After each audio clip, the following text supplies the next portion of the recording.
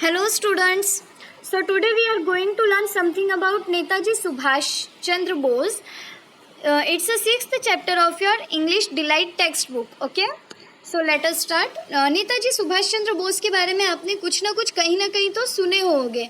इनका नाम आप लोगों ने सुन रखा होगा. तो आज हम इनके लाइफ के बारे में शॉर्ट में कुछ जानते हैं. ठीक है. Subhash Chandra Bose was born on 23 January 1897 in Cuttack. Shri Jankidas Bose was his father and Vati was his mother. Subhash Chandra Bose जो थे उनका जन्म कब हुआ? 23 जनवरी को 1987 में. कहाँ हुआ? कटक में हुआ. उनके पिताजी का नाम था श्री जानकीदास बोस और उनकी माताजी का नाम था Shrimati Prabhavati. He passed his matriculation examination and secured second position in the whole province. इसका मतलब है कि वो अपना मैट्रिक्स एग्जामिनेशन यानी 10th का जो एग्ज़ाम था उसे पास हुए. किस पोजीशन से? तो सेकेंड पोजीशन आए थे अपने पूरे डिस्ट्रिक्ट में, अपने पूरे एरिया में उनका सेकेंड पोजीशन आया था. After that he passed the BA examination and secured a first division. उसके बाद वो BA का एग्ज़ाम दिए और फर्स्ट डिवीज़न से उसको पास किए. He went to England to appear for the ICS Indian Civil Service Examination. उसके बाद वो इंग्लैंड गए और वहाँ पे उन्होंने ICS यानी इंडियन सिविल सर्विस का एग्जामिनेशन दिए. He passed it within a short time of only 8 months. उसे उन्होंने बहुत ही कम टाइम यानी सिर्फ 8 months में पास कर लिए थे. But he refuse to join this honourable service because he thought that while doing the service it would not be easy for him to serve his motherland. उनका क्या मानना था कि अगर वो सर्विस में लग जाएंगे, जॉब करने लगेंगे, तो वो अपनी मातृभूमि के लिए कुछ कर नहीं पाएंगे. ठीक है.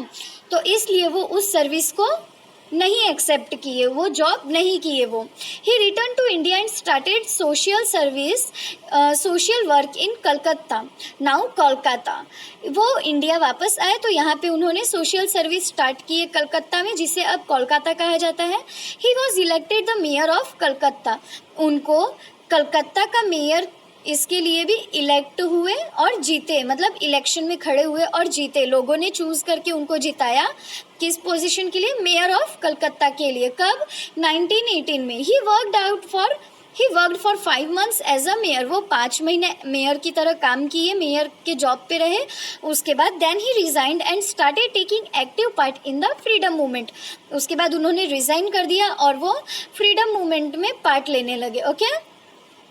फ्रीडम मूवमेंट यानी आज़ादी के लिए जो आंदोलन होता था उसमें पार्ट लेने लगे. Soon Subhash Chandra Bose become a famous leader. जल्दी ही वो एक फेमस लीडर बन गए.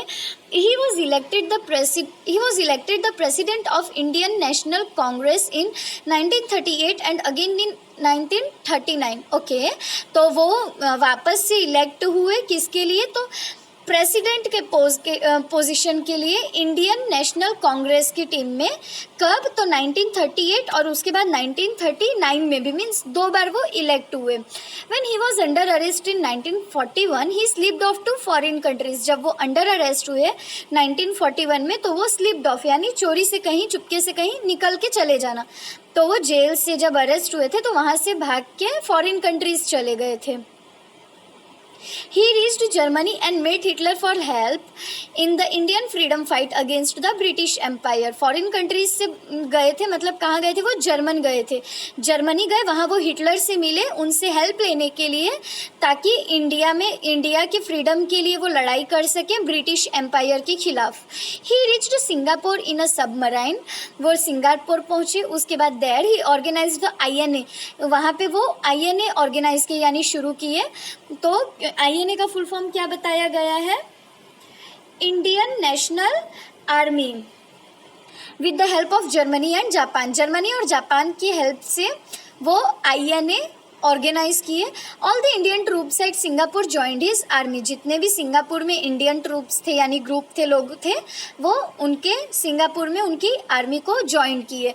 The Indians who were there also joined his mission and helped him in all possible ways. और वहाँ पे जो बाकी दूसरे इंडियंस थे वो भी उनके मिशन में उनको साथ दिए और जितना हो सका उतना उनकी हेल्प भी किए। He gave the slogan of जय हिंद टू INA। INA में उन्होंने एक नारा स्थापित किए, नारा बनाए, नारा चालू किए जिसको जय हिंद आज भी हम लोग बोलते हैं, ठीक है। Later on it become a national slogan, बाद में वो नेशनल स्लोगन हो गया, ठीक है। स्लोगन यानी नारा। Then he asked the people of India, you give me blood and I will give you freedom. उसके बाद वो इंडिया के लोगों से बोले, you give me blood and I will give you freedom, मतलब तुम मुझे खून दो मैं तुम्हें आज़ादी दूंगा। इसका मतलब होता है कि तुम लोग मेरी हेल्प करो, तुम लोग देश के लिए लड़ो, तुम्हारा खून बहेगा तभी तुम्हें आज़ादी मिलेगी, घर पे बैठे बैठे आज़ादी नहीं मिलती है, राइट। इसके बाद he succeeded in reaching up to Imphal in Assam. उसके बाद वो आसाम तक पहुँचे, वहाँ तक पहुँचने में सफल हुए। Unfortunately he had to stop his mission there. Unfortunately उनको उनका मिशन जो है वो रोकना पड़ा उधर ही। क्यों? क्योंकि वर्ल्ड वॉर 2 में जापान और जर्मनी हार गए थे there because of the defeat of Japan and Germany in world war 2। इसके बाद it is said that he lost his life in an air crash on 18 August 1945। उसके बाद कहा जाता है कि एक एरोप्लेन क्रैश हो गया था मतलब एक्सीडेंट हो जाता है ना एरोप्लेन का, उसको क्या बोलते हैं? क्रैश होना। तो उसमें कहा जाता है कि वो उनकी मृत्यु हो गई थी। तो किस दिन? 18 अगस्त 1945 को। Indians loved him very much and called him Netaji out of respect. जो इंडियंस हैं आज भी इनकी रिस्पेक्ट करते हैं और उस टाइम भी करते थे, और उनको रिस्पेक्ट देने के लिए उन लोगों ने निक नेम दिए, नया नाम दिए। क्या नाम दिए? तो नेताजी बोलना स्टार्ट किए उनको। तो उसके बाद से उनका नाम क्या हो गया? Netaji Subhash Chandra Bose. Understand? Thank you.